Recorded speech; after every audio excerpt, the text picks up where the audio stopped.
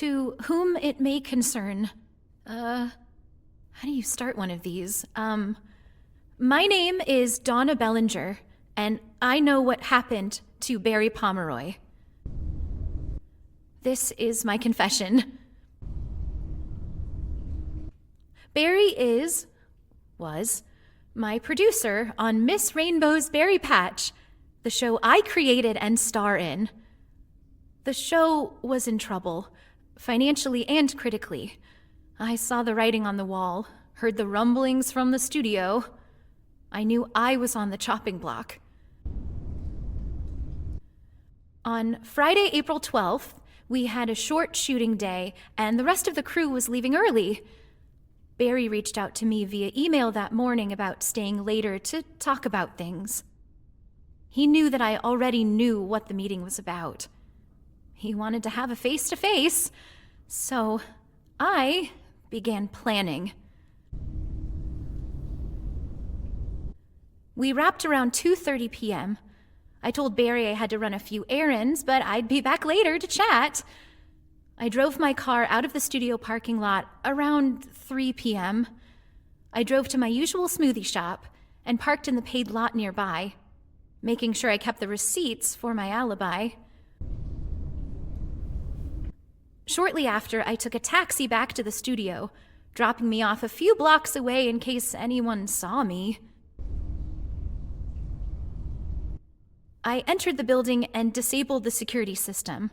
We've had recent issues with our passwords being shared and figured it would be a plausible explanation for a break-in. I am quite the horticulturist, or at least I like to think so.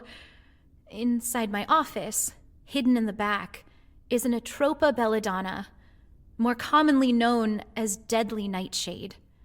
Ingesting even a single berry. Why am I explaining this to you? It's in the name. I poisoned Barry's coffee. It was quicker than I thought it'd be. His mug clattered to the floor as he collapsed. We have an old orchestra pit below the soundstage we repurposed for the puppeteers and prop storage, so I dragged Barry over, lifted the trap door, and scooted him in. I figured I had a few days tops before someone found him, so I tossed in a few more props, some gnomes, flamingos, that sort of thing, to cover him a bit. That was about where my original plans ended. I paced around the office before an idea struck me. I fabricated a ransom note. Surely that would lead the police away from the studio pit, at least long enough for me to figure out a long-term plan. I walked the 3 miles to where my car was parked and drove back to the studio. That's when I contacted the police. I explained I had just returned to the studio to find the ransom note, and Barry nowhere to be found. And this is where we're at. I'm recording this in my office, and I can't think of any reality where I get away with this. So many questions I've had to answer, reiterating where I was at what time and doing what with who. And I don't think they believe me anymore. Maybe I'm not as good of an actor as I thought. Or maybe I'm more comfortable playing Miss Rainbow than I am Donna Bellinger. I don't think I'm digging myself out of this hole.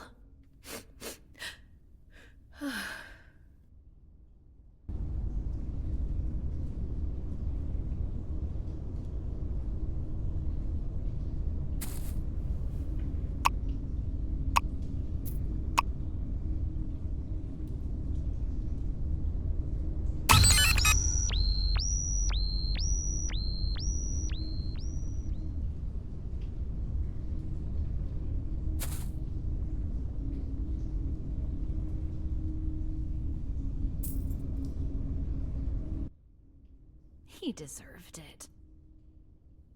Barry deserved it. He wanted to sanitize my show, burn away my fingerprint from my own creation. The show would go on like I never existed. A rewrite A recasting? A recasting of history! Reality! No, no, no. I'm the director of this story, and I haven't called cut yet. I'm going to bury under the scorched remains of this place. And no matter how deep you dig, you'll never find him. I'll make sure of it.